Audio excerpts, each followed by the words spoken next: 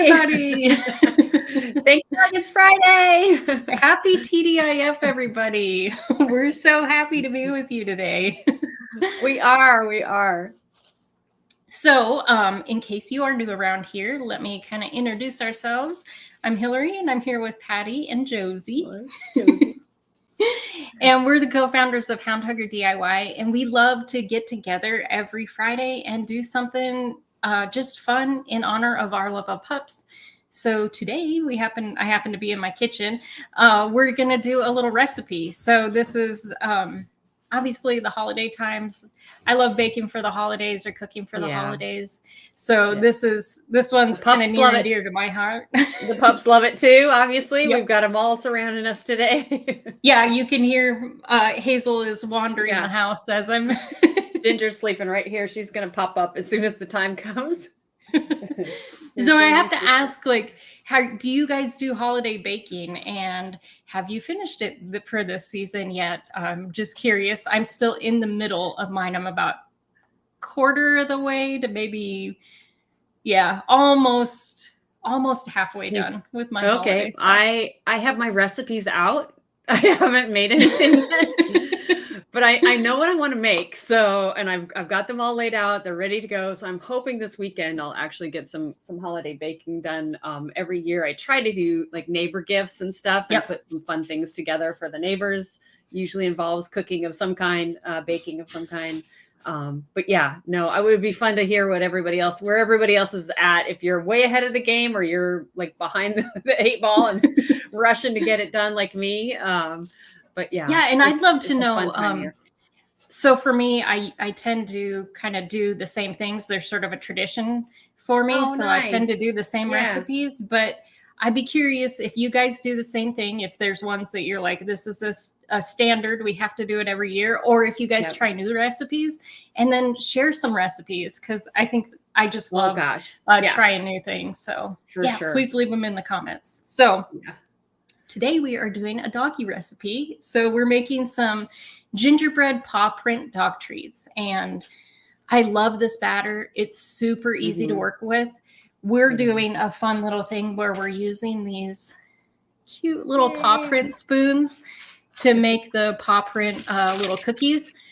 But you can also roll these out and make them like actual gingerbreads. The batter works really well, or the dough works really well to roll it out and work with it and use cookie cutters as well. So let's pop into it. So I have 3/4 cup of flour here, and I'm just using all-purpose flour. You can substitute for whatever works best for your pups. And we're going to add the dry ingredients first. So in kind of a larger bowl, that's what we're working with here. And then 1.5 teaspoons of ground ginger.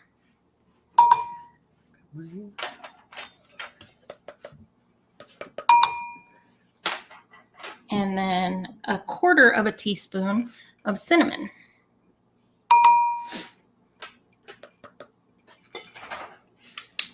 And then just kind of combine these, stir them together, get them incorporated together.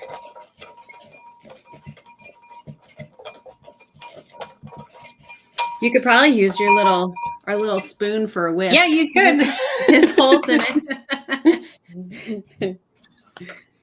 All right, and then I'm going to pop this over to the side here. You can see, just get it incorporated together there. And then in a smaller bowl, we're going to have 2 tablespoons of molasses. Okay. And a trick I've heard, I didn't do it here, but you can spray the container that you're using if you have kind of sticky things. It helps it, or, spray the spatula, something like that, the tablespoon,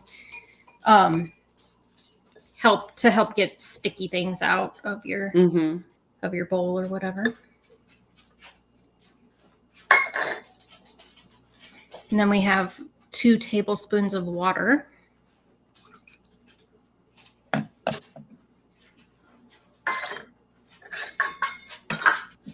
And then last but not least, 1 tablespoon of coconut oil, and I have mine hardens, so you just pop it in the microwave for a second to loosen it back up again. And then you're going to stir to combine these. The oil is going to try to separate and stuff like that. You're not trying to get it to complete, like you don't need to be super particular about trying to get it to all combine completely, but you just want that molasses, that water and stuff to mix together a little bit before you start adding it to your dry mixture. And I think I actually have 2 tablespoons of oil, so I'm going to soak up a little bit of mine. Oops.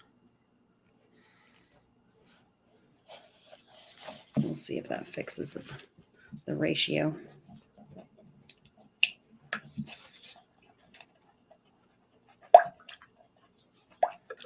I'm spilling half of mine onto my work surface here. It's one of those days, apparently. Yeah, it's Friday. All right. So I've got that just kind of combined. You can see it's still a little separated and stuff like that. That's fine. Yeah.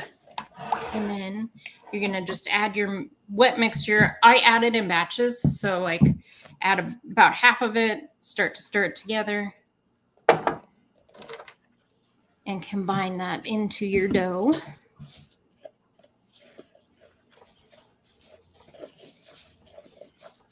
And the thing I love about this is it really is easy to work with, this dough. Mm-hmm.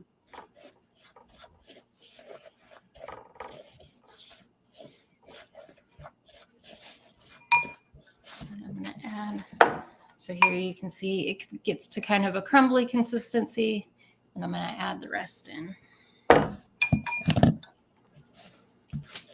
And I did lose a little bit of mine where I spilled it, so we'll see if I have enough liquid. I might need to add a little more. Yeah, I think maybe I measured it correctly. I don't know. Mine's pretty crumbly. I might need to add a little more oil. And it will stay crumbly. And once so what I like to do after you get it kind of combined, I like to go in there with my hands, and that'll really start to work. All the molasses and everything. What you're looking for is to get the dough smooth.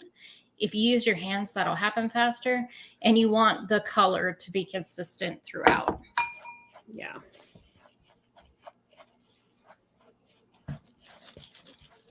So.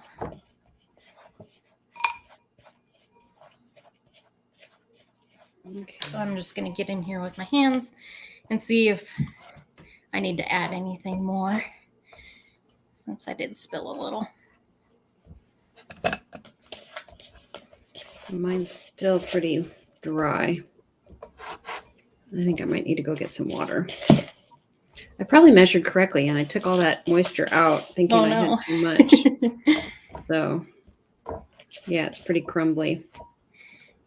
So here you can start to see it come together there. Yeah. And it's easy to work with. It's not too sticky. So yeah, that's so nice. I'm going to step away. You guys will probably see the pups take over.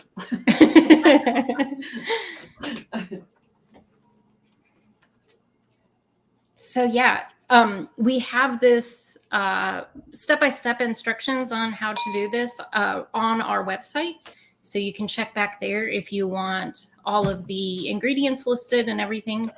So there's a link in the description for that. There's also a link in the description for this adorable little spoon that we're going to be using today. Yeah, I know. I love that. That's so cute. So yeah, once you have it to this sort of consistency, that's what we're looking for. I'm going to wipe my hands off real quick and then wipe a little bit of my mess that I made.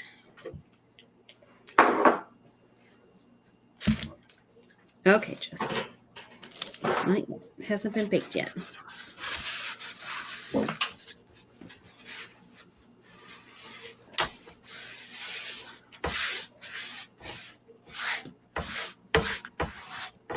And as Patty's adding a little bit of moisture and stuff like that, you can really adjust this. The dough is really forgiving, so you can adjust it if you need to. If it feels too wet for you, you can add a little bit more flour. If it feels a little bit too moist for you, you can add a little bit, or if it feels a little bit too dry, you can obviously add a little bit more water. Okay. If it's too sticky, just put a little bit of that coconut oil on your hands and work that in, and that'll help to kind of like keep it from being super sticky too. Okay. So then I have here just a cookie sheet with a silicone mat on it. And these, I'm not spraying down anything. I am using the silicone mat, but this dough has quite a bit of, obviously it's got quite a bit of oil in it. So it doesn't tend to stick. So you shouldn't have too much trouble with sticking or anything like that. Okay. Yeah. And then we're just going to make little balls. And the key to this for the little paw prints is to make them pretty small. So and you're going to want to try to make them as consistent size as possible. But here I have this a little bit bigger than a milk dud, or I'd say, or something. Okay. Okay. And that might not be, you can kind of play around with it, but what you're going to do is take your spoon and then press that in pretty good to that little ball that you made. And then you'll see it makes just the cutest little paw print there. It does. And for me, now granted, my first batch, they weren't all perfectly consistent sized, which it's pretty hard to get them, totally consistent size, but I made about 24 treats this batch. So, but yeah, you just continue to roll them out into the little balls. Use your spoon. The little toes. They're so cute. They're adorable. They're so cute. It's just a fun way to, like, rather than using a cookie cutter or something like that, you get a lot of personality with just a different little way to make them. So continue to roll these out into your little balls, press them into the cookies, and then bake at 325 for 18 to 20 minutes. Mine were definitely ready at 18 because they're so small. So 18 is going to be good. Okay. And then what you come out with are these cute little, those are so sweet, cookies. So in my first batch, I made some of them if the balls were a little bigger, and I didn't press down the cookie or the real hard, the spoon hard enough. It will, this dough does puff up a bit. So that's why I would recommend little balls and really pressing good with that spoon. Okay. But the nice thing is, so 325, 18 to 20 minutes, and then they're nice and crispy on the outside, but they still have some tenderness. Nice chew. Yeah. So that's great. That's really nice. And your house is going to smell like Christmas because of that ginger, that cinnamon, that molasses. It's like the perfect holiday smells. I smell it already, and it hasn't gone in the oven yet. So yeah, this is amazing. It's so fun. And I lost my little taste tester. She left for the best part of the. And I have taste testers here who are trying to take it before it's trying to gobble it up. And they're too early for their taste testing. Exactly. I got to put it in the oven first, girls. Oh, this was so fun. Thank you so much for the recipe and the instructions. Everybody call for Hazel. Hey, come here, Hazel. Come on. Hazel. She's looking, but she's not coming. What if you use the TREA here we go. word? Come on, Hazel. Come on. I really love working with this dough. It's so easy too. It's not too sticky. it forms really nicely. Oh, yay, Hazel. Yummy treats for Christmas. Good girl. Yeah. Yeah, so these will last. I would put them in an airtight container. I pop them in the refrigerator, so like 5 days. Sorry.